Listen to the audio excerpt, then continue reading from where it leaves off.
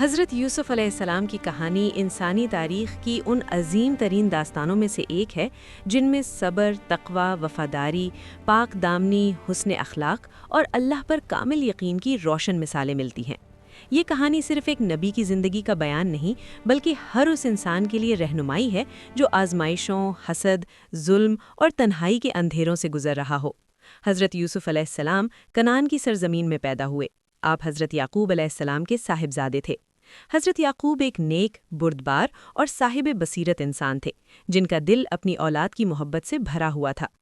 حضرت یوسف بچپن ہی سے غیر معمولی حسن، ذہانت اور اخلاق کا پیکر تھے۔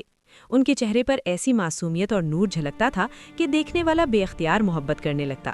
یہی وجہ تھی کہ حضرت یعقوب علیہ السلام کے دل میں حضرت یوسف کی محبت کچھ زیادہ ہی گہری ہو گئی تھی۔ ایک رات حضرت یوسف نے ایک عجیب و غریب خواب دیکھا۔ خواب میں انہوں نے دیکھا کہ سورج، چاند اور 11 ستارے انہیں سجدہ کر رہے ہیں۔ یہ خواب اتنا واضح اور حیرت انگیز تھا کہ حضرت یوسف گھبرا گئے اور صبح ہوتے ہی اپنے والد کے پاس جا کر یہ خواب بیان کر دیا۔ حضرت یعقوب علیہ السلام نے خواب سنا تو چونک گئے۔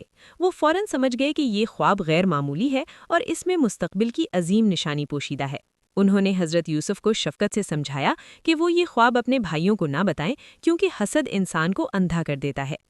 حضرت یوسف کے بھائی تعداد میں زیادہ تھے اور وہ سب محنتی اور طاقتور تھے، مگر ان کے دلوں میں اپنے چھوٹے بھائی کے لیے محبت کے بجائے حسد نے جگہ بنا لی تھی۔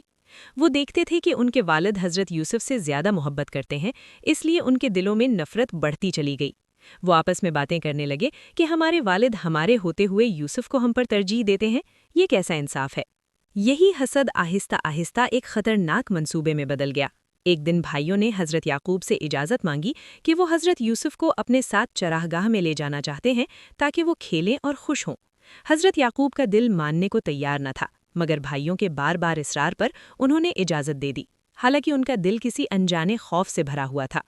جب حضرت یوسف اپنے بھائیوں کے ساتھ گئے تو فضا بدل گئی۔ وہی بھائی جو گھر میں نرم لہجے میں بات کر رہے تھے، تنہائی میں سخت دل بن گئے۔ انہوں نے حضرت یوسف کو ایک ویران کنویں کے کنارے لا کر کھڑا کر دیا۔ معصوم یوسف کچھ سمجھ نہ سکے۔ بھائیوں نے ان کی بات نہ سنی اور انہیں کنویں میں دھکیل دیا۔ کنواں گہلا تھا، اندھیرا تھا اور خاموشی خوفناک تھی۔ حضرت یوسف کا دل کانپ اٹھا، مگر انہوں نے اللہ پر بھروسہ رکھا۔ بھائیوں نے گھر واپس جا کر جھوٹ بولا کہ یوسف کو بھیڑیا کھا گیا ہے۔ حضرت یعقوب نے ان کی بات سنی مگر ان کا دل نہ مانا۔ وہ جانتے تھے کہ یہ سچ نہیں، مگر صبر کے سوا ان کے پاس کوئی راستہ نہ تھا۔ وہ دن رات یوسف کو یاد کر کے روتے رہے، یہاں تک کہ ان کی آنکھوں کی بینائی متاثر ہونے لگی۔ ادھر حضرت یوسف کنویں میں تنہا تھے کہ ایک قافلہ وہاں سے گزرا۔ انہوں نے کنویں سے پانی نکالنے کے لیے ڈول ڈالا تو حضرت یوسف اس سے لپٹ گئے۔ قافلے والوں نے انہیں نکالا اور ایک قیمتی مال سمجھ کر ساتھ لے گئے۔ یوں حضرت یوسف غلامی کی حالت میں مصر پہنچے۔ مصر میں حضرت یوسف کو ایک معزز شخص نے خرید لیا جو شاہی خزانے کا نگران تھا۔ اس شخص کی بیوی نے حضرت یوسف کو دیکھا تو ان کے حسن سے متاثر ہو گئیں۔ حضرت یوسف کو عزت اور آرام سے رکھا گیا۔ وقت گزرتا گیا اور حضرت یوسف جوان ہو گئے۔ ان کا حسن اور کردار دونوں بے مثال تھے۔ یہیں سے ایک اور بڑی آزمائش شروع ہوئی۔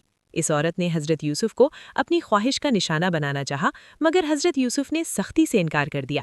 انہوں نے گناہ کو ٹھکرا دیا اور پاک دامنی کو چن لیا، چاہے اس کی قیمت کچھ بھی ہو۔ نتیجہ یہ نکلا کہ ان پر الزام لگا دیا گیا اور انہیں قید خانے میں ڈال دیا گیا۔